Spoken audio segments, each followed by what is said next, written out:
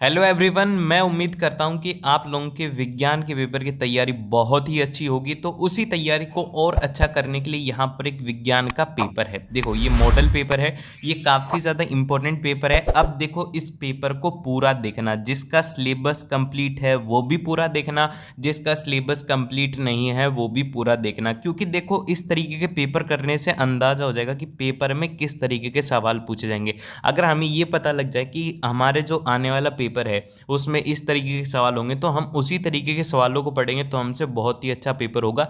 तो इस बात को ध्यान में रख करके इसको पूरा जरूर से देखना। अगर बीच में छोड़ोगे तो फिर मजा नहीं आने वाला। और खुद के लिए पढ़ाई करो, ये नहीं कि सर ने बोला पूरा देखना है तो पूरा देख लेंगे। नहीं, कोई भी चीज करो 100% करो। तो अब पेपर देख रहे हो तो पूरा पूरा ही देख करके जाना, अदरवाइज इसका कोई फायदा नहीं होगा। और एक और बात क्लियर कर देता हूँ, बच्चे आते हैं फिर यही सवाल पूछेंगे कि क्या सर यही पेपर आने वाला है। देखो बच्चों, एक ही पेपर को करके मैं बेवकूफ़ नहीं बनाऊंगा आप लोगों को। एक पेपर करके, चाहे से किसी के भी पेपर देख लो, एक पेपर करने से कुछ भी नहीं होने वाला। आप चाहे से 5 से 6 पेपर खुद से सॉल्व करो। अगर सॉल्व भी नहीं करते हो साथ में तो सुना करो उनको, तो सुनने से बहुत ही ज़्यादा आप लोगों को हेल्प मिलेगी। और मैं तो पेपर ऐसे सॉल्व करवाता हूँ जैसे कि आप खुद ही सॉल्व करते। मैं आपसे बीच बीच में आंसर पूछता रहता हूँ। बहुत से बच्चे आंसर देते हैं, कुछ कुछ नहीं देते। तो आप उनमें से बनिएगा जो आंसर देते हैं। आंसर तो बहुत सारे लोग नहीं देते, लेकिन लोग सुनते किन्हें, जो बोलते हैं। तो आप लोगों को वही बनना है। तो सबसे पहले प्रश्न की तरफ चलते हैं। पहला प्रश्न है कि पैरों की हड्डियों को मुड़ जाने एवं घुटने के पास आ जाने और विटामिन की कमी से होने वाले किस रोग के लक्षण है। तो अब देखिए, साथ में मेरे को उत्तर बताते जाइएगा। अब मैं जैसे कि बोल दूं इसका उत्तर बताइए, तो आंसर आप लोग बताइए। ठीक है, इसका आंसर बताइए। मैं तो आंसर बताऊंगा, लेकिन पहले खुद से बताइए। अब देखिए, इसका उत्तर क्या रहेगा। इसका उत्तर रहेगा रिकेट्स। ठीक है, इसका उत्तर क्या रहेगा, वो रहेगा रिकेट्स। इसका सही उत्तर है। रिकेट्स बीमारी होती है ये काफ़ी ज़्यादा गंभीर बीमारी होती है। और फिर उसका दूसरा है कि स्त्रियों में दो लिंग हार्मोन के नाम लिखिए। तो यहाँ पर दो लिंग हार्मोन की अगर बात करें तो सबसे पहला जो लिखना है वो लिखना है एस्ट्रोजन। देखो, मैं लिख करके बता देता हूँ, साथ में नोट डाउन करते हुए चलना। जिसको जो क्वेश्चन नहीं आ रहा वो उसको साथ में करते हुए चलेंगे। ठीक है, तो ही मजा आने वाला है। अदरवाइज ऐसे अगर देखोगे तो कोई भी मजा नहीं आएगा। एस्ट्रोजन। और दूसरे अगर हार्मोन की बात करें वो होता है प्रोस्टेजोन। ठीक है, प्रोजेस्टेरॉन। ठीक है। अब ये देखिए, ये आप लोगों के जो प्रश्न हैं वो आने वाले हैं बहुविकल्पीय। ठीक है, अब आएंगे तो वो बहुविकल्पीय बस अदम से करने हैं। लेकिन ये वाले प्रश्न करवाने का मेरा मेन मकसद यही है कि आप लोगों को क्वेश्चन में अच्छे से याद करवा दूं। अगले जो प्रश्न आने वाले हैं उनके अंदर बहुविकल्पीय रहेंगे, ए बी सी डी की टिक करना होगा, तो वो भी करेंगे। लेकिन पहले ये कर लेते हैं, फिर उसके बाद में वो करेंगे।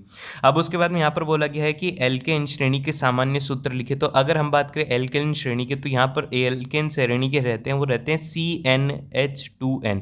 देखो, एल्कीन है ये, एल्केन नहीं है, CnH2n। और अगर हम बात करें एल्केन का, क्या रहता है, एल्केन का रहता है CnH2n+2 रहता है। और अगर बात करें एल्काइन का, एल्काइन का क्या रहेगा, वो रहेगा भाई CnH2n-2। तो सभी के अंदर, इन सभी में दो दो का डिफरेंस रहता है। यदि इसमें दो है तो अगले वाले में दो कम है, फिर उसके अगले वाले में दो कम है, तो -2 करते हुए चलोगे तो हो जाएगा। अब उसके बाद में आते हैं यहाँ पर प्रश्न नंबर चौथा। प्रश्न नंबर चौथे का भी उत्तर बताइएगा। इसका उत्तर क्या है, जल्दी से उत्तर बताइए, बहुत ही आसान है। अब यहाँ पर अगर प्रश्न नंबर चौथे की बात करें, RH कारक की खोज किस प्रजाति के बंदर में हुई थी। तो यहाँ पर अगर किस प्रजाति की बात करेंगे तो यहाँ पर मकाका, ठीक है, ये याद रखना, मकाका रेजस। ठीक है, मकाका रेसस इसका सही नाम है। ये जरूर से याद रखेगी, ये वाला प्रश्न थोड़ा महत्वपूर्ण है। फिर उसके बाद में आते हैं यहाँ पर पांचवें के अंदर। पांचवें के अंदर बोला गया कि विद्युत सेल एवं धारा नियंत्रक का प्रतीक चिन्ह बताइए। तो यहाँ पर इसका प्रतीक चिन्ह की अगर बात करें तो क्या रहता है, वो रहता है यहाँ पर मतलब कि एक तरीके से आप लोगों को मतलब एक सेल का बनाना है तो सेल का तो इस तरीके से बन जाएगा, बस एक तरफ पॉजिटिव दिखा देना, एक तरफ नेगेटिव दिखा देना। और अगर यहाँ पर इसके अंदर धारा निरंतक, धारा निरंतक का जैसे कि आप लोगों को इस तरीके से बना देना है, और फिर उसके बाद में इसको ऐसे करके और ऐसे बना देना है, और ये हो गया धारा निरंतक। तो इन दोनों को याद रख लेना, जिसको भी याद नहीं है वो याद रख लेना। और एक और बल्ब वाला जरूर से याद रख लेना भाई, बल्ब का इस तरीके से होता है। और फिर अगर बात करें यहाँ पर, ये रेजिस्टेंस इस तरीके से होता है। और ये कुछ कुछ हैं जो कि आप लोगों को याद रखने हैं, तो इनको ज़रूर से याद रखिएगा। अब एक मैं प्रश्न पूछ लेता हूँ, चलिए देखते हैं कितने बच्चों को आता है। कि ये दो प्रश्न पूछने वाला हूँ मैं, दोनों के मेरे को कमेंट बॉक्स में बता देना कि इसका क्या नाम होता है। ठीक है, इसका नाम क्या होता है और इसका नाम क्या होता है। जल्दी से बताइए कि इसका और इसका नाम क्या होता है। मेरे को कमेंट बॉक्स में सभी से आंसर चाहिए, इसका आंसर क्या रहेगा। इस वाले को कौन सा मीटर बोलते हैं, इस वाले को कौन सा मीटर बोलते हैं। तो देखो आप लोगों को बताता हूँ, इस ये जो ऊपर वाला मीटर है इसको कहते हैं एम मीटर और नीचे वाले को कहते हैं वोल्ट मीटर। और एम मीटर की यदि बात करें, ये कैसे कनेक्ट होता है, ये होता है सीरीज में, मतलब कि ये सभी के साथ में कनेक्ट होता है। ये होता है पैरेलल, नहीं ये गलत बोल दिया मैंने, नहीं सही बोला है, ये पैरेलल में कनेक्ट होता है और ये सीरीज में कनेक्ट होता है। ये करंट नापने के नाम में आता है कि कितना एम्पेयर करंट फ्लो कर रहा है, ये वोल्ट नापने के काम में आता है कि कितना वोल्ट है उसका करंट, ठीक है। अब उसके बाद में जो नेक्स्ट क्वेश्चन आता है वो आता है कि जब बल न्यूटन एवं विस्थापीय मीटर से होगी क्रिया का मात्रक लिखिए। तो मात्रक लिखिएगा तो ये तो सबसे आसान प्रश्न है, जूल होता है इसका, तो जूल इसका सही उत्तर है। फिर उसके बाद चलते हैं सातवें के ऊपर। सातवें के अंदर बोला गया कि दो नवीनीकरण संस्थानों के नाम लिखिए। तो दो नवीनीकरण, तो एक तो है सौर ऊर्जा और एक है दूसरी पवन ऊर्जा। तो एक हो गई सौर ऊर्जा और दूसरी होगी पवन ऊर्जा। तो दोनों की दोनों क्या है, ये हैं भाई नवीनीकरण संस्थाएं हैं, मतलब कि संस्थानों के नाम लिखिए। और फिर उसके बाद में यहाँ पर ये हो गया कि डिप्थेरिया और टिटनेस के किस प्रकार के दो प्रत्यक्ष उदाहरण लिखे। तो अगर हम इसके बात लिखे तो कौन से होते हैं भाई, जल्दी से बताओ इस वाले का कौन सा उत्तर रहेगा। इसका उत्तर क्या है, मुझे कमेंट सेक्शन में बताओ कि इसका उत्तर क्या रहेगा। फिर उसका चलते हम प्रश्न नंबर 9 के ऊपर। इसमें बोला गया कि किस मनुष्य के रुद्र का जीन रूप सेकंड हो तो उसके रघुधीर रुधिर वर्ग लिखे। तो यहाँ पर रुधिर वर्ग की अगर बात करें तो यहाँ पर ओ टाइप रहता है, तो ओ हो गया इसका सही उत्तर। फिर इसी तरीके से हमारे प्रश्न नंबर 10वां, प्रश्न नंबर 10वें के अंदर है कि मधुमक्खी पालन के दो उत्पादन का नाम लिखे। तो मधुमक्खी के दो पालन का उत्पादन का नाम लिखे। तो एक तो होता है शहद, ठीक है, एक होता है शहद और दूसरा क्या होता है, वो होता है मधुमोम, ठीक है, मधुमोम, ठीक है। ये बात याद रखिएगा, मधुमोम, और ये हो गया। और फिर उसके बाद में जैविक विधाता की, मतलब कि जैविक विविधता की अगर हम लिखें कि जैविक विविधता की परिभाषा क्या होती है, तो इसकी परिभाषा ये होती है कि विभिन्नता, विषमता तथा परिस्थितियों को क्या कहते हैं, हम जैविक विविधता कहते हैं। फिर इसी तरीके से आप लोग के प्रश्न करने हैं। अब आते हैं प्रश्न नंबर 12। प्रश्न नंबर 12 है तंबाकू, मदिरा, अफीम का सेवन मानव स्वास्थ्य पर होने वाले कुप्रभावों को समझाइए। देखिए ये जो क्वेश्चन है, ये क्वेश्चन इम्पोर्टेंट है, एक तो एग्ज़ाम से तो है ही इम्पोर्टेंट, लेकिन बच्चों की लाइफ में काफ़ी ज़्यादा इम्पोर्टेंट रहेगा। देखो आप लोगों को मैं तो वैसे तो जानता नहीं हूँ, कोई भी बहुत सारे स्टूडेंट होते हैं, आप लोगों की जो उम्र है अभी है वो है 15 से 18 वर्ष की, ठीक है। तो 15 से 18 वर्ष के अंदर आप लोग को कुछ ऐसे दोस्त मिलते हैं, फिर कुछ ऐसे यार मिलते हैं जो कि इनका लत लगा देते हैं, तंबाकू बीड़ी वगैरह की इनकी लत लगा देते हैं।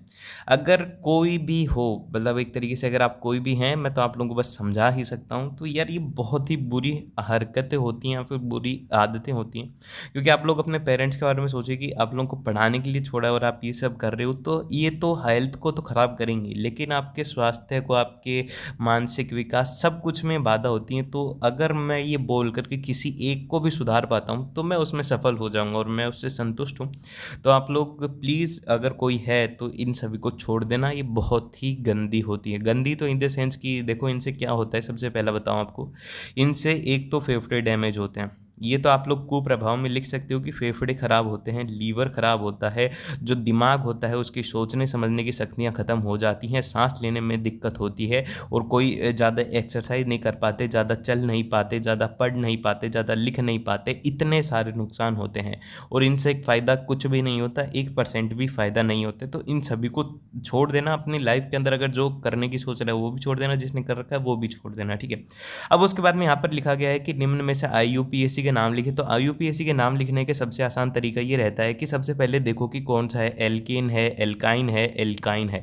तो सबसे पहले की अगर बात करिए, ये क्या है, ये है हमारा एल्केन। तो एल्केन हो गया। अब एल्केन हो गया है तो इसके अंदर गिनो कि भाई कितने कार्बन है, 1 2 3 4। तो कितने कार्बन है भाई, 4 तो कार्बन है।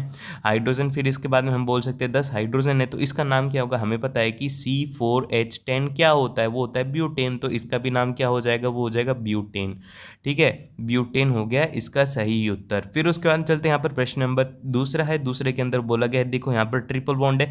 यदि ट्रिपल बॉन्ड होता है तो ये क्या होती है, होती है एल्काइन। क्या होती है, ये होती है एल्काइन, जिसके अंदर की ट्रिपल बॉन्ड होता है। तो इसका नाम क्या हो जाएगा, इसके अंदर कितने कार्बन है, 2 कार्बन है। 2 कार्बन के लिए क्या लगाएंगे, वो लगाएंगे हम इथ, ठीक है, इसके लिए लगाएंगे इथ। तो फिर इसका नाम क्या हो जाएगा, वो हो जाएगा इथाइन, ठीक है। इसका नाम हो जाएगा, वो हो जाएगा इथाइन, इसका सही नाम रहेगा।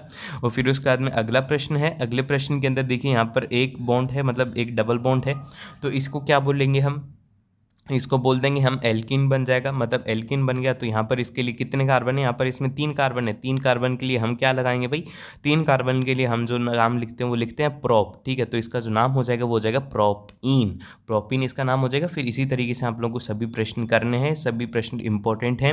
इसको आप चाहें तो जो नीचे टेलीग्राम का ग्रुप है उस पर भी जा करके देख सकते हो। अभी हम करेंगे इसके कौन से न्यूमेरिकल। अब देखो ये दो दो नंबर के क्वेश्चन हैं, तो इनको आप लोग खुद से देखो, दो दो नंबर वाले जितने भी प्रश्न हैं, चार चार वाले जितने भी हैं, उनको खुद से कीजिए। अगर मैं बताने लगूँ तो वीडियो काफ़ी ज़्यादा लंबी हो जाएगी। तो मैं तो ये वाले प्रश्न बता देता हूँ कि इसके अंदर बोला गया है कि आपको इनका प्रतिरोध निकालना है। तो इनका प्रतिरोध निकालने का सबसे सही उत्तर ये रहता है कि आप लोगों को एक याद होना चाहिए कि यदि इनको एक साथ लगा दिया जाए, मतलब एक के बाद में एक लगा दिया जाए, तो इनका जो रहेगा वो रहेगा R1 plus R2 plus of R3। इस तरीके से ये सब रहेंगे। और यदि इनको पैरेलल में लगा दिया जाए तो इनका रहता है कि 1/R is equal to 1/R1 plus of 1/R2। इसी तरीके से ये सब रहने वाला है। अब देखिए यहाँ पर अगर इनको जोड़े तो यहाँ पर ये देखो ये सभी के सभी एक जैसे हम, तो ये कितना हो जाएगा, इनका ये हो जाएगा 3R और इसका कितना आ जाएगा 4R। बस इस तरीके से इनको सॉल्व करना है। और फिर इसी तरीके से आपको सारे प्रश्न करने हैं। टेलीग्राम ग्रुप को ज्वाइन कर लेना, वहाँ पर इसके प्रश्न भी हैं, इसके उत्तर भी हैं, तो उसको ज़रूर से देख लेना। और अगले आने वाले प्रश्नों को देखने के लिए सब्सक्राइब जरूर से कर देना, और अगर लाइक नहीं किया तो लाइक भी जरूर से करना।